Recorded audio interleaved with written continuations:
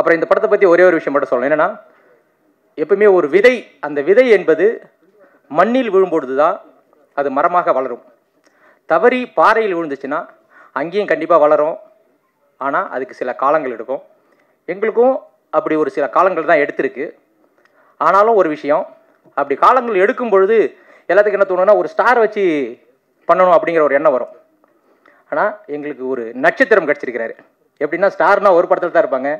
ஐயா பாஸ்கர் சார் அவர்கள் ஒரு நட்சத்திரமாக அவர் இருக்கிற எல்லா படங்கள்லையும் அவர் ஜொலிச்சிக்கிட்டே இருக்கிறாரு.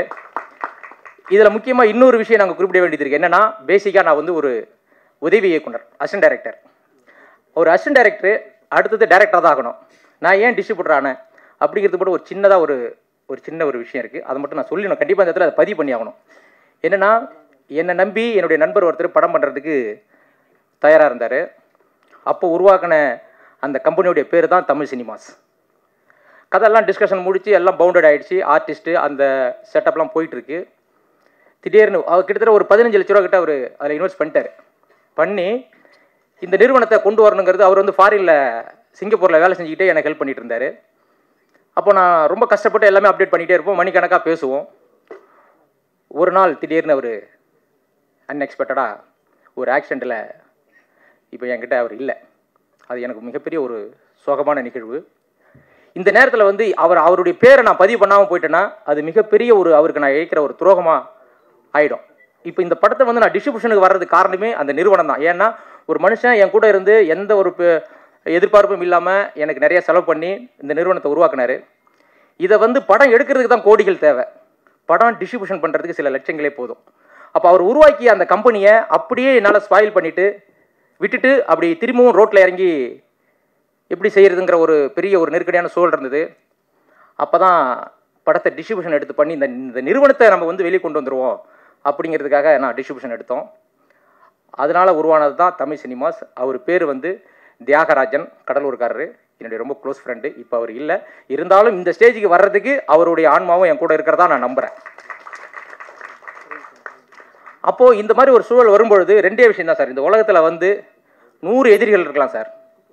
உண்மையாக ஒரு நண்பன் இருந்தால் நம்ம ஜெயிச்சிடலாம். அதுதான் நட்புக்கு இலக்கணம், நட்புக்கு உதாரணம். அப்போது இந்த சூழ்நிலையில் என் கூட இருந்து இதை எடுக்கிறதுக்கு எனக்கு உறுதுணையாக இருந்தது ஒரு நட்பு தான். இந்த உலகத்தில் ரெண்டே விஷயங்கள் தான் ரொம்ப அழகானது. இந்த உலகம் இயங்கி கொண்டிருக்கிறதுக்கு அந்த 2 விஷயம் தான். என்னென்னா, ஒன்று காதல், இன்னொன்று நட்பு. இந்த ரெண்டுமே மனிதர்களிடத்தில் இல்லைன்னு சொன்னால் டெஃபினட்டாக உலகம் வந்து வேறு ரூபத்துக்கு போயிருக்கும். அப்படி நான் ரொம்ப நேசிக்கிற என்னுடைய நட்பு வட்டங்கள் இங்கே இருக்கிறதுல நிறைய பேர் வந்து எனக்கு யாருமே தெரியாது. என் சொந்தக்காரங்க யாருமே இங்கே கிடையாது. எல்லாமே ஒன்று தம்பிகளாக இருப்பாங்க, இல்லை அண்ணன்களாக இருப்பாங்க, இல்லை நண்பர்களாக இருப்பாங்க. அவங்க தான் இப்போ என் கூட இருக்காங்க. இல்லை என்னுடைய வெல்விஷராக இருப்பாங்க. என்னுடைய சர்க்கிள்னு பிளட் சர்க்கிள்னு இங்கே யாருமே கிடையாது. ஆனாலும் இந்த லெவலுக்கு கொண்டு வந்திருக்கிறோம்.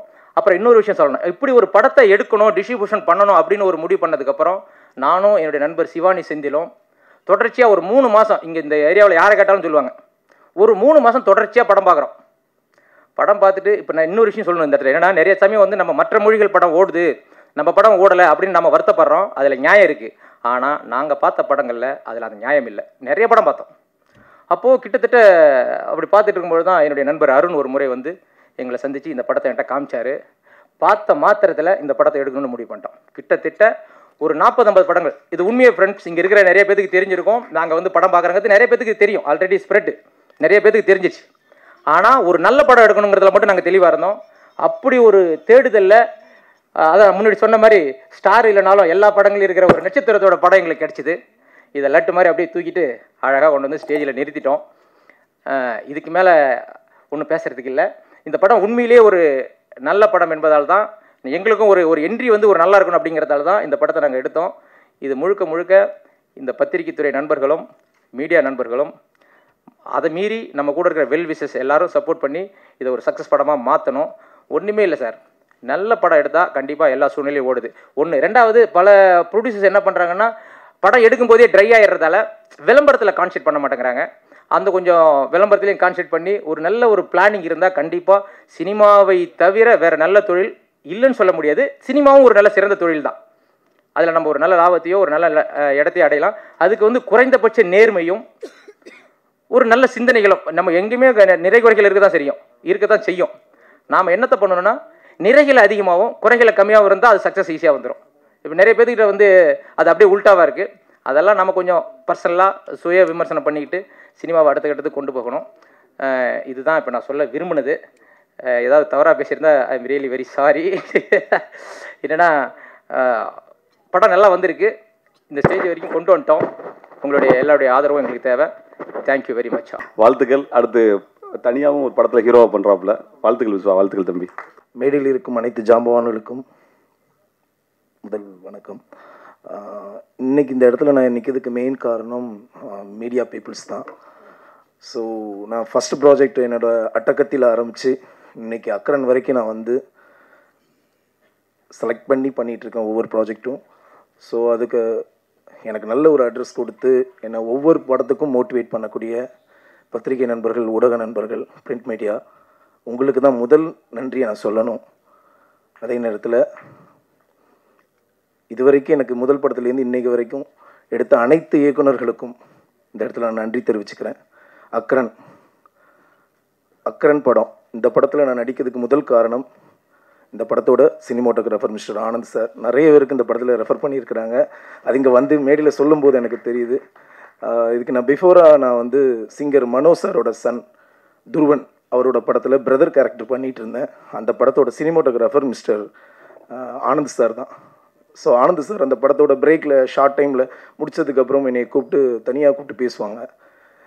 விஸ்வந்த், ஸ்கிரிப்டுக்குள்ளேயே இருக்கீங்க நீங்கள் எப்படிமா? ஏன் சார் அப்படின்னு.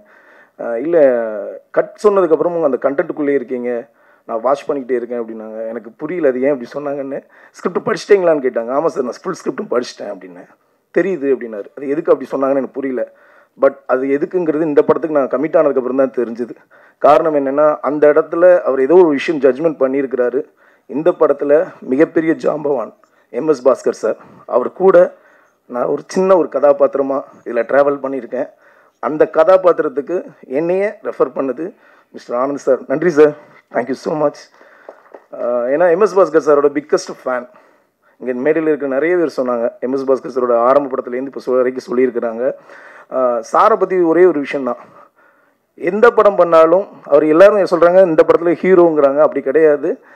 அவர் நடித்த எல்லா படங்கள்லையுமே அவர் ஒரு 10 நிமிஷம் வந்தாலும் சரி, 1 hour வந்தாலும் சரி, அவர் தன்னை ஹீரோவாக நினச்சி பண்ணுறதுனால தான் மக்கள் மனசில் எல்லார் மனசுலையும் போய் நிற்கிறாங்க. ஏன்னா அது ஒவ்வொரு நடிகனுக்கு தெரியும். உண்மையாக நடிகன் வந்து ஒரு கதாபாத்திரத்தை உணர்ந்து அதை புரிஞ்சு நடிக்கிற ஒவ்வொருத்தருக்கும் அது தெரியும். ஏன்னா அந்த கதாபாத்திரத்தோடு வாழ்ந்துருவார் அவர். அது மட்டும் இல்லாமல் கூட நடிக்கிறவங்களுக்கு நிறைய ஸ்பேஸ் கொடுக்குறாங்க. நான் இதை வந்து சூப்பர் ஸ்டார் ரஜினி சார்ட்ட நான் அதை பார்த்துருக்குறேன். கபாலியில் நடிக்கும் போதும் சரி, அண்ணாத்திலே நடிக்கும் போதும் சரி, தலைவர் வந்து நடிக்கக்கூடியவங்களுக்கு எல்லாருக்குமே நிறைய ஸ்பேஸ் கொடுப்பாங்க.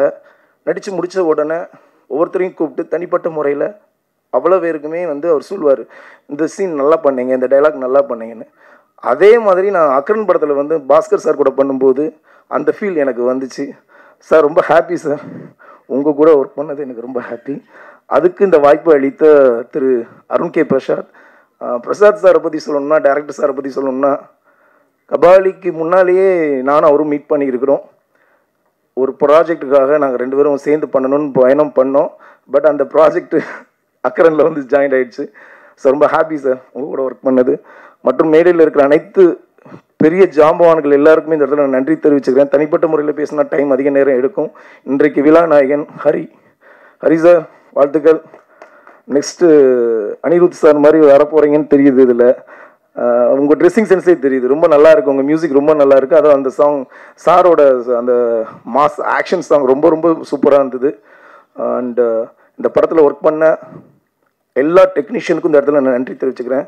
முக்கியமாக Karuppasamy sir and co-director, associate, all ADs, technicians எல்லாருக்கும் இந்த இடத்துல நான் நன்றி தெரிவிச்சுக்கிறேன். அவங்க இல்லைன்னா இந்த படம் இல்லை. அவ்வளோ ஹார்ட் ஒர்க் பண்ணியிருக்கிறாங்க. இதை சின்ன படம் சொல்கிறாங்க, அப்படி கிடையாது. இதில் எல்லாருமே ஒரு பெரிய படத்துக்கான ஃபுல் எஃபோர்ட் போட்டிருக்காங்க. அதுக்கான ரிசல்ட் நான் ப்ரிவியூ படம் பார்த்தேன், ரொம்ப நல்லா வந்திருக்கு. கண்டிப்பாக நீங்களும் அதை ரிலீஸ்க்கு அப்புறம் சொல்லுவீங்க. Thank you all. தேட்டரில் பாருங்கள், கண்டிப்பாக ஒரு நல்ல ஒரு ஃபீட்பேக் நீங்கள் கொடுப்பீங்கன்னு எனக்கு நம்பிக்கை இருக்குது. நன்றி, வணக்கம். இந்த இனிய விழாவுக்கு வந்திருக்கக்கூடிய பத்திரிகை ஊடக நண்பர்கள் மற்றும் மேடையில் இருக்கக்கூடிய ஒவ்வொருவருக்கும் தனித்தனியாக என்னுடைய வணக்கங்கள்.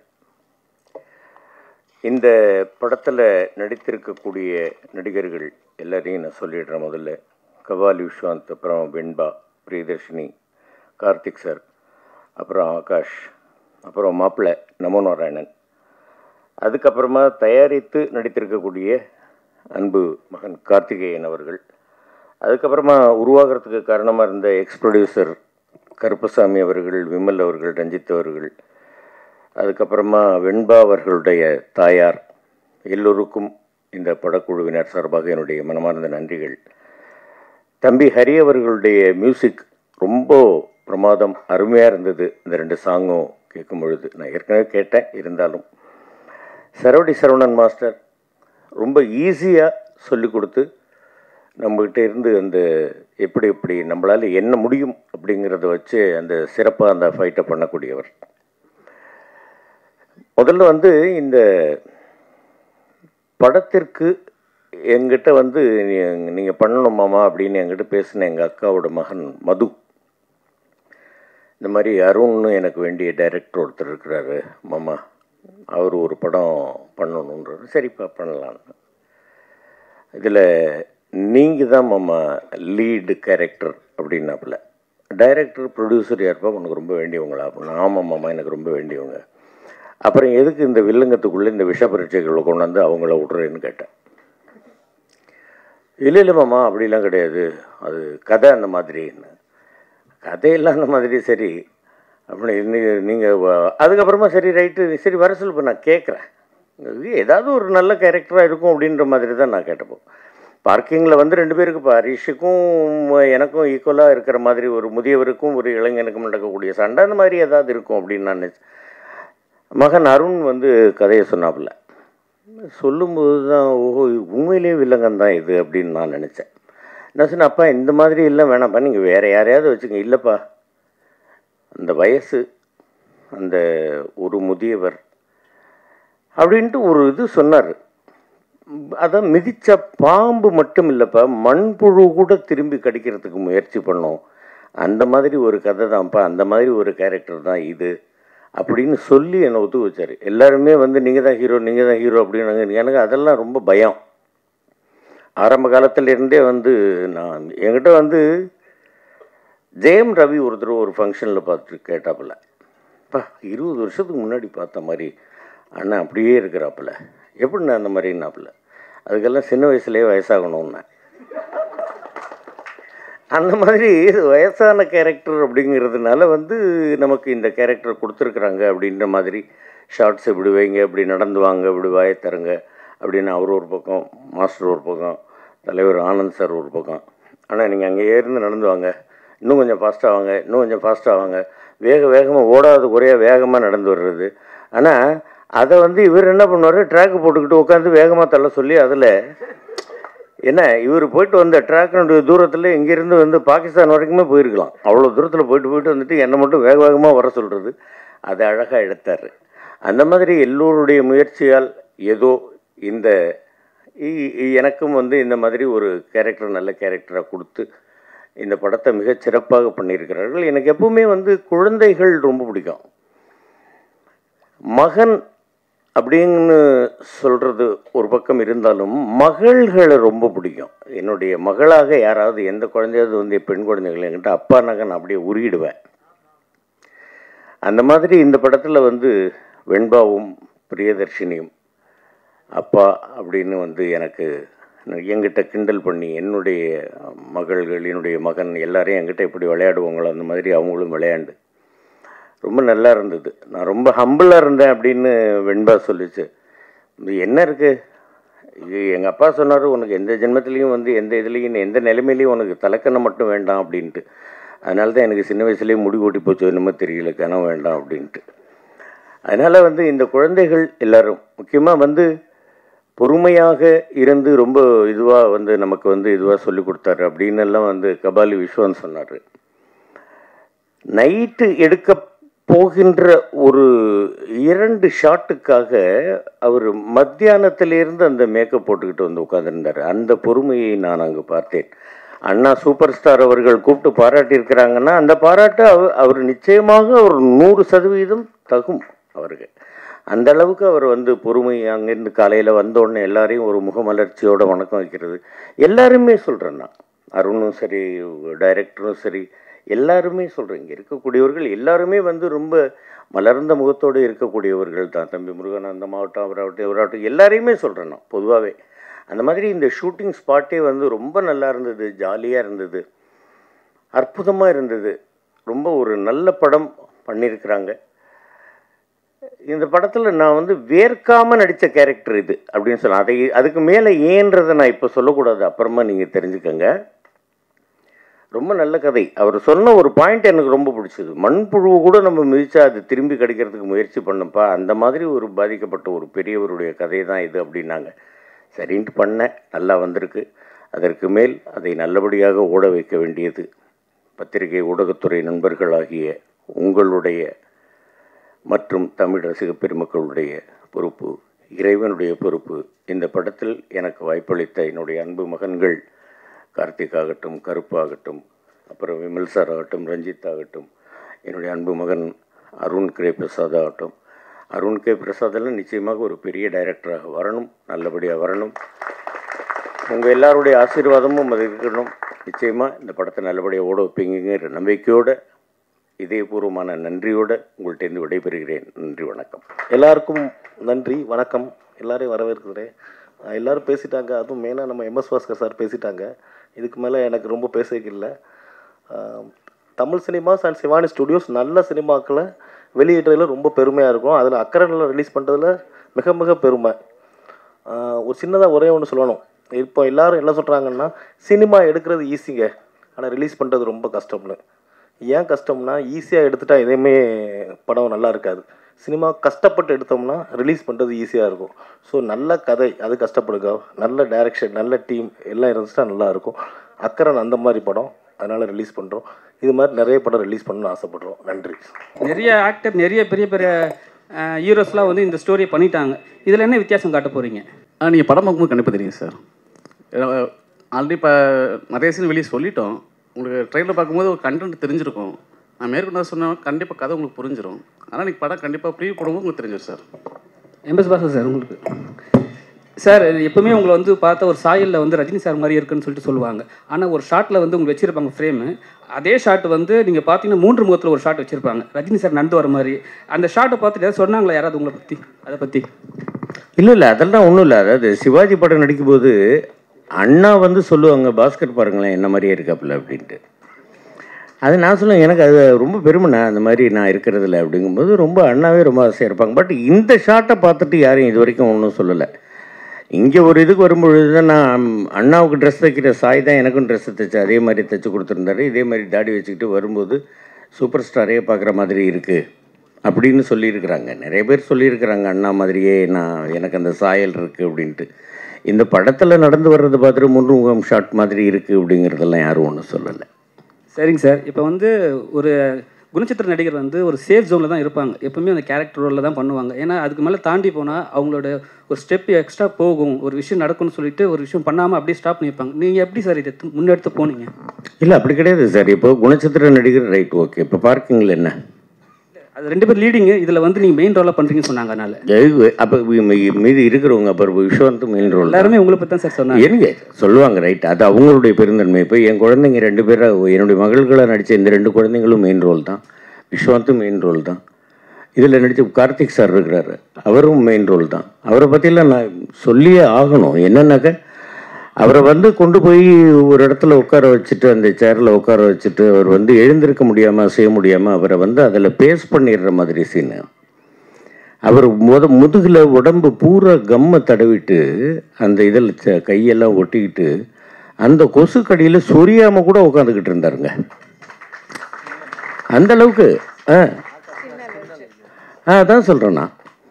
அந்த மாதிரி வந்து ரொம்ப ஸ்கின் அலர்ஜி வந்து அதெல்லாம் ரொம்ப அவசரப்பட்டார். அந்த மாதிரி எல்லாம் நிறைய பண்ணியிருக்கிறாங்க. இப்போ நான் மட்டும்தான் என்னமோ பெருசாக நான் இது பண்ணிட்டேன் அப்படிங்கிறதெல்லாம் கிடையாது. எல்லாருமே இதில் மெயின் கேரக்டர் தான். சின்ன கேரக்டர் நடித்தவங்களும் மெயின் கேரக்டர் தான், பெரிய கேரக்டர் நடித்தவங்களும் மெயின் கேரக்டர் தான். அவங்களோடு சேர்ந்து நானும் ஒரு மெயின் கேரக்டர் நடிச்சிருக்கேன் அப்படிங்கிறது தான் உண்மை. எம்எஸ் பாஸ்கர் சார் வந்து இது ஸ்டண்ட்டில் வந்து நடிச்சதே கிடையாது மேக்ஸிமம். இதில் ஃபுல் ஃப்ளெஜ்ஜாக பண்ணிக்கிறேன்னு சொல்கிறாங்க. எப்படி சார்? இல்லை அப்படிலாம் ஒன்றும் கிடையாது. ஸ்டென்ட்டிலெல்லாம் நான் வந்து பண்ணதெல்லாம் கிடையாது. நான் இப்போ இரும்புக்கோட்டை முரட்டு சிங்கத்தில் குதிரை பேய் வேகத்தில் ஓட்டிக்கிட்டு வந்தேன். என்ன மேலே வந்து ஒன்றுமே சேடில்ஸே இல்லாமல் அந்த மாதிரியெல்லாம் பண்ணியிருக்கிறோம் இல்லையா? அதெல்லாம் இப்போ அண்ணனுக்கு ஜெயின்னு ஒரு படம் நடித்தேன், கங்கை அமரன் சார் டைரக்ஷனில். அதில் ஸ்டென்ட்டு காட்சிகளில் 4-5 ஃப்ரெண்ட்ஸோடு ஒருத்தனா நானும் நடித்தேன். ரெண்டாவது பேசிக்காகவே வந்து நான் சின்ன வயசில் கொஞ்சம் மார்ஷல் ஆர்ட்ஸ் ப்ராக்டிஸ் பண்ணவன். அதனால் எனக்கு இது ஒன்றும் பெரிய கஷ்டமாக இல்லை. அது பண்ணுறதுக்கு மாதிரி இருந்தது, ஈஸியாக இருந்தது. மாஸ்டருடைய ஒத்துழைப்பு, மாஸ்டரும் கரெக்டாக ஷார்ட்ஸ் அதுக்கு ஈஸியாக எனக்கு வச்சு கொடுத்து பண்ண வச்சார். எல்லா சீனுமே எனக்கு கொஞ்சம் டஃப்பாக தான் இருந்தது. பிகாஸ் சார் வந்து பயங்கரமான ஒரு ஆக்டர், அது எல்லாருக்குமே தெரியும். ஸோ நான் எல்லா சீன்லேயுமே ரொம்ப கான்ஷியஸாக தான் இருந்தேன். சார் திடீர்னு சார் நம்ம பேப்பரில் ஒன்று இருக்கும், பட் கூட நடிக்கும் போது சார் சடனாக ஒன்று ரியாக்ட் பண்ணுவாங்க, அதுக்கு நம்ம ஆப்போசிட்டில் சடனாக ரியாக்ட் பண்ணணும். ஸோ அது எல்லாமே எனக்கு கொஞ்சம் சேலஞ்சிங்காக தான் இருந்தது. எம்எஸ் பாசு சார், நீங்கள் வந்து ஸ்டார்டிங்கில் வந்து ஸ்க்ரீனிங் பண்ணீங்க, அதில் வந்து விஜயகாந்த் சாரோட கோயிலுக்கு போயிட்டு வந்தேன்னு சொல்லிட்டு, இந்த நேரத்தில் விஜயகாந்த் சார் வந்து படம் பார்த்துட்டு இருந்தாருன்னா எப்படி நீங்கள் ஃபீல் பண்ணுவீங்க? என்னை கூப்பிட்டு நிச்சயமாக முதுகில் தட்டி கொடுத்து அதற்காக ஒரு ஸ்பெஷல் மீல்ஸ் எனக்கு கொடுத்துருப்பார் எங்கள் அண்ணன். ஏன்னா என்னெல்லாம் அவருடைய படம் நிறைஞ்ச மனசு தருமபுரியிலெல்லாம் பக்கத்தில் உட்கார வச்சு சாப்பிட சொல்லி சோறு போட்டு எனக்கு நான் சாப்பிட்றத பார்த்து ரசித்தவர் அவர். அதே மாதிரி எங்கள் சிவாஜி அப்பா, எங்கள் பிரபுண்ணா, அவங்களுடைய குடும்பம் எனக்கு மெயினாக இவங்க 2 பேர். நான் மகன்கிட்ட தான் சொன்னேன். நான் ஃபஸ்ட்டு வந்து இந்த நம்ம பேர் டைட்டில் ரிலீஸ் பண்ணும்போது நான் சொன்னேன் எங்கள் அப்பா வீட்டில் வச்சு தான் ரிலீஸ் பண்ணணுன்ட்டு அங்கே போனோம். பிரபுண்ணாட்ட கேட்கும்போது பிரபுண்ணா உடனே நம்ம பாஸ்கருக்கு இல்லாமல் என்ன நம்ம தம்பி வர சொல்லுங்கன்ட்டு அவங்க பண்ணி கொடுத்துறாங்க. இங்கே போய் கேட்கும்பொழுது அண்ணி வந்து நானே வந்து பண்ணித்தரேன் அப்படின்னு சொல்லிட்டு இது பண்ணாங்க. அதெல்லாம் கண்ணெல்லாம் கலங்கி போச்சு. ஏன் அண்ணன் இல்லை, ஆனால் இல்லைன்னு நாங்கள் யாருமே நினைக்கல, நாம் யாருமே நினைக்கல. நம்ம இதயத்தில் அவர் இருக்கிறார் அப்படிங்கிறது தான். நிச்சயமாக அவருடைய ஆசீர்வாதம், அவங்களுடைய ஆசீர்வாதம், அப்பாவனுடைய ஆசீர்வாதம், அண்ணனுடைய ஆசீர்வாதம், எல்லாருடைய ஆசீர்வாதத்திலையும் இந்த படம் மிகப்பெரிய வெற்றி பெறணும் அப்படிங்கிறது தான் என்னுடைய ஒரு வேண்டுகோள்.